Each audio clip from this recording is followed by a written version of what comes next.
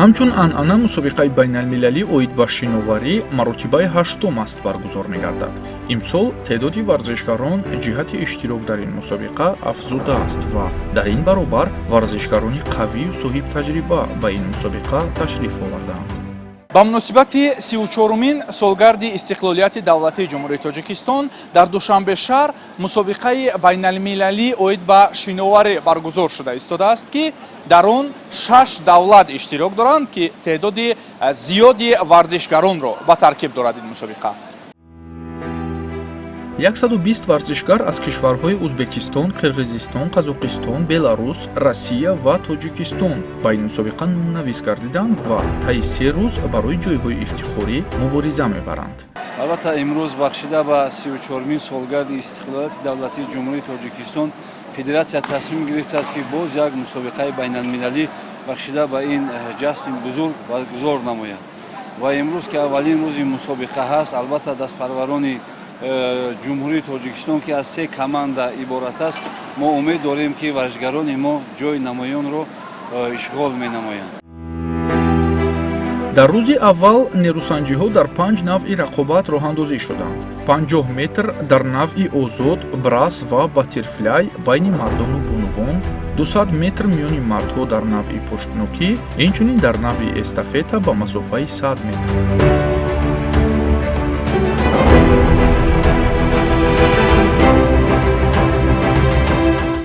имрӯз ки 1 сентябр рӯзи дониш мебошад, аммо мо дар ҳавзи шиноварӣ қарор дорем ва иштирокчии яке аз мусобиқаҳои беҳтарин дар ҷумҳурӣ мебошем. аввалин маротиба мебошад, ки ман дар мусобиқаи байналмилалӣ иштирок меварзам ва умедвор ҳастам, ки дар ин мусобиқа дастболо мегардам, чунки бисёр машқу тамрин карда истодам ва омода шудам дар ин мусобиқа.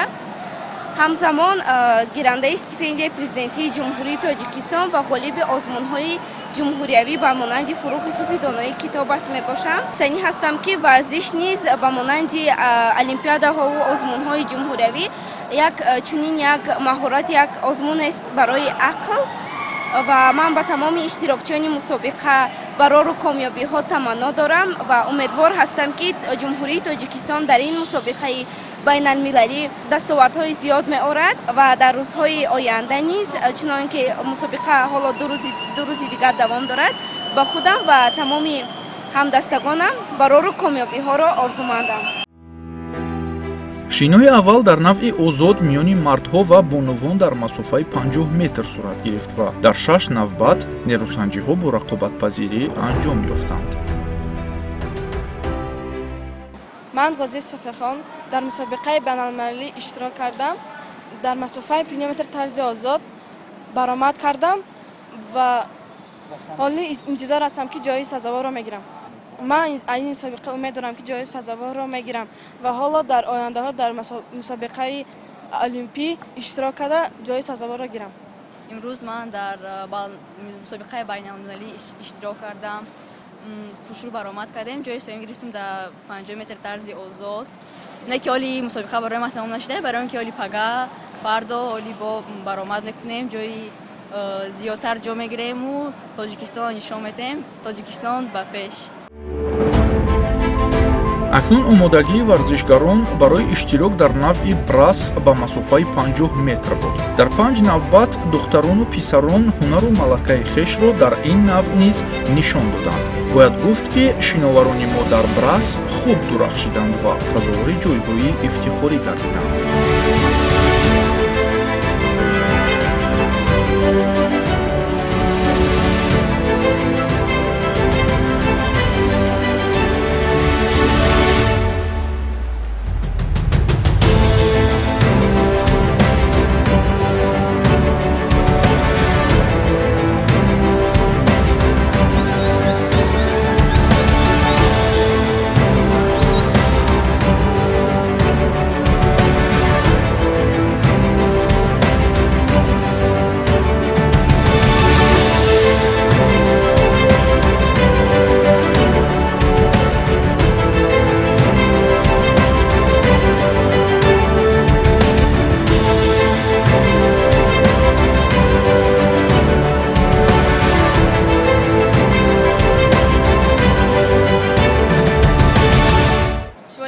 участвую на международном турнире, посвященному Дню независимости Республики Таджикистан.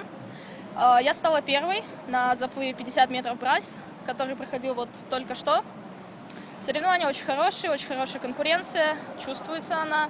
Очень много ребят, знакомые, друзья. Мы очень рады таким соревнованиям, они нам очень нравятся. Чувствуется, что приезжают и новые спортсмены, и молодые спортсмены, но также мы видим и старых спортсменов, то есть с которыми мы уже знакомы, с которыми мы встречались на других соревнованиях, в других странах, в Худжанде на международных турнирах. Также мы летали в Ташкент, там тоже были соревнования, там мы тоже с ними со всеми встречались. Но мы все рады, и новым, и старым.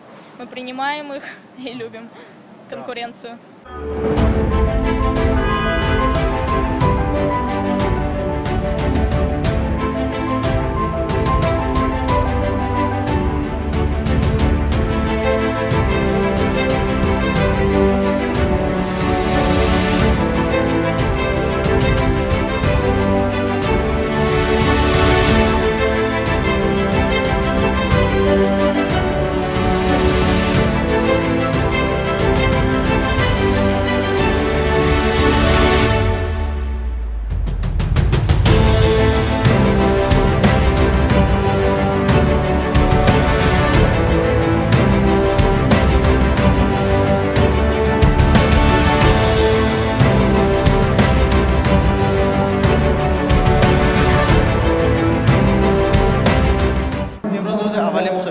мо мебошад ки ман дар ин мусобиқа дар масофаи 50 метр тарзи брас иштирок намуда айни ҳол мо аз ҳавзи шиноварӣ баромада интизори натиҷаи доварон мебошем.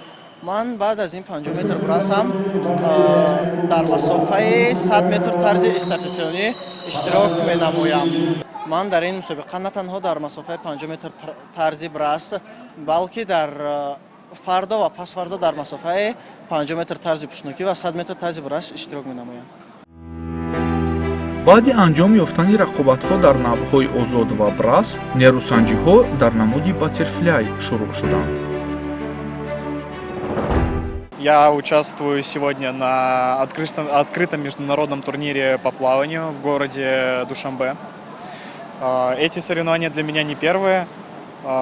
Опыт имеется, но в первый день соревнований показал себя не очень. Будем стараться делать результаты еще лучше. Будем надеяться, что завтра я покажу себя в лучшем свете. На данных соревнованиях я впервые, коллеги уже приезжали. В прошлом году мы заняли 2 место. В этом году, конечно, надеемся побороться, может быть, за 1, как повезет. Вот. Так как в Таджикистане впервые, был приятно удивлен бассейном. Когда впервые особенно зашел, прикольно, купол, большой бассейн, хорошо сделан. Вот, что еще?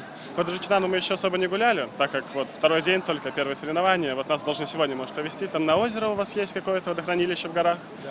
Говорили, очень красивое. Я надеюсь, оправдает ожидания полностью. Вот. Так, ну, будем смотреть. Еще у нас 2 дня впереди.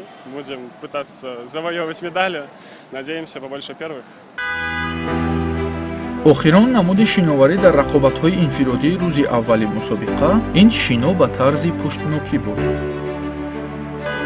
баъд аз рақобатҳои навъи пуштнокӣ эстафета оғоз шуд. дар эстафета варзишгарони Россия ва Беларус бартарӣ нишон доданд ва ғолиб омаданд. На данный момент у нас 3 золотых медали. Вот. Надеемся на большее. Приезжаем мы каждый год, уже в течение 7 лет приезжаем только за победой. Вот. Соответственно, и своих пловцов настраиваем только на победу. Пока занимаем 2 место вот, после Беларуси. Прекрасная организация соревнований. Я в первый раз, и действительно очень приятно видеть такое гостеприимство дружеского таджикского народа. Большое спасибо руководству, президенту Федерации плавания. Соревнования носят международный уровень. Очень приятно, опять же, что нас приглашают в очередной год. На сегодняшний момент состав нашей команды увеличился как в численном, так и в качественном составе. Спортсмены, скажем так, с удовольствием выезжают на эти старты и, скажем, показывают свои результаты.